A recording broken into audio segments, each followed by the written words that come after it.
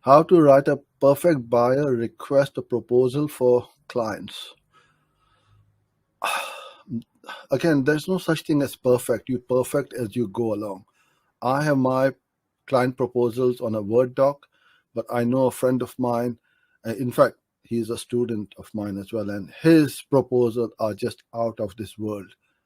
And Adam, he usually is here. If you are listening, I'm referring to you, my friend.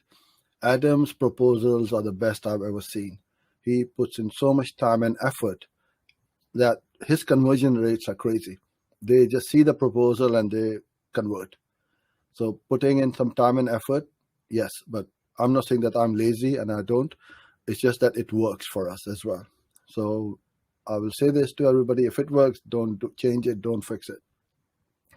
So we have it in a Word document. We have our social proof, the reviews, some video attachments, lots of social proof we put in so that people can see that, wow, we are really good at what we do. And keep things very simple. Your pricing policy, don't have lots of different plans. People get confused. Just have one or maybe two options. That's it. You go for this one or that one, but don't have like dozens of them. People really get confused.